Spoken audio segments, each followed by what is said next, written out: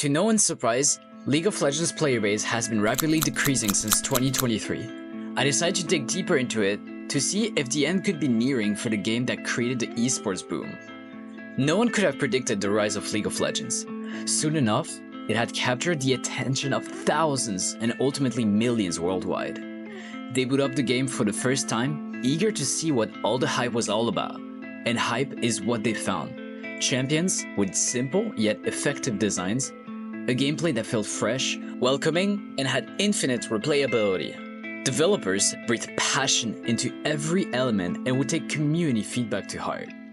In Season 3, the player count easily surpassed 30 million, and soon enough, numerous talents would come to light and would take the game by storm, becoming role models for generations to come. In the past, many popular games required purchasing the game up front. Titles like CSGO, World of Warcraft, Black Ops 2 cost money to play. However, League of Legends took a different approach and opted for a free-to-play model. This business model allowed it to become one of the most popular games worldwide for years to come. After 10 years, League of Legends had grown to 150 million monthly players outside of China. The Netflix series Arcane, which featured characters from League of Legends, generated even more popularity for the game. 30 million new and returning players wanted to experience the world of Runeterra that was so beautifully made in Arcane. However, they found that the game had changed from the one they once knew. The once great game was now chaotic and different than before. What occurred during all those years to cause this change? Let's explore the reasons behind this decline.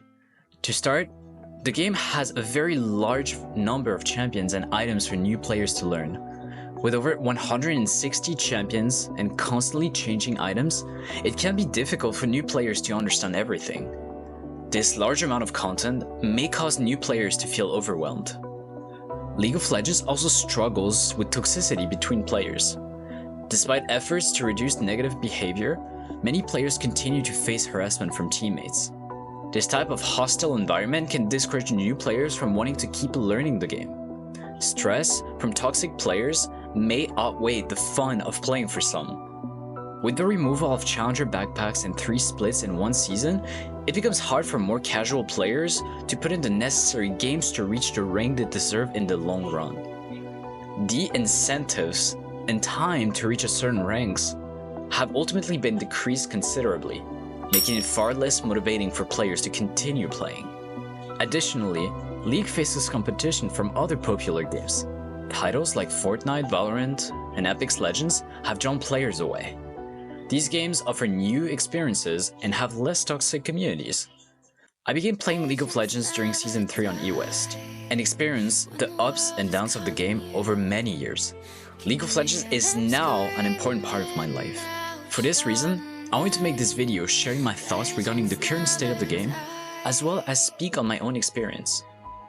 I've been playing on the Chinese server for the past 2 years and now reside there temporarily. Let me just preface by saying that all the issues regarding the game I've stated previously completely vanished in the Chinese server. The main difference is that it's not overwhelming for a new player to get started in League of Legends in China. There's a ton of educational content directly in the client that teaches you how to play your champion. The client offers inbuilt features to give you the best meta builds based on your team comp and enemy team comp. And as such, the growth of beginner players is much faster.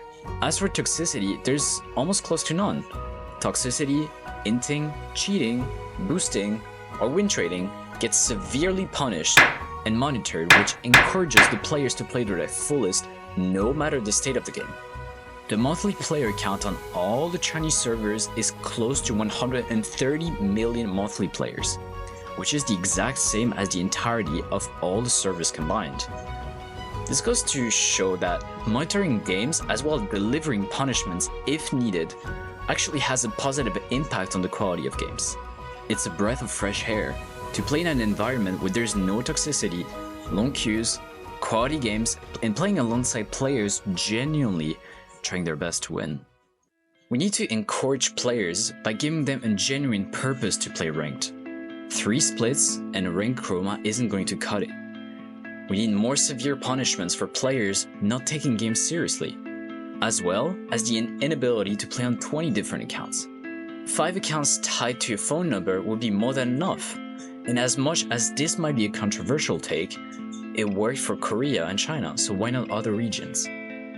Riot should partner with content creators more actively and encourage them to create guides and tutorials for champions, aspects of the game, and directly feature those videos after verification on the main client, giving access for new and veteran players alike to resources that would help them improve. Not only would the quality of games considerably increase, but in the long run, a lot more players would welcome the changes, as it would just make the game a more fun place than it currently is. My perspective, the future of League of Legends is still bright and has much more to offer. I guess we'll just have to wait and see how Riot plans to deal with these issues, but one can hope for League of Legends to be brought back to its former glorious days. Thank you for watching.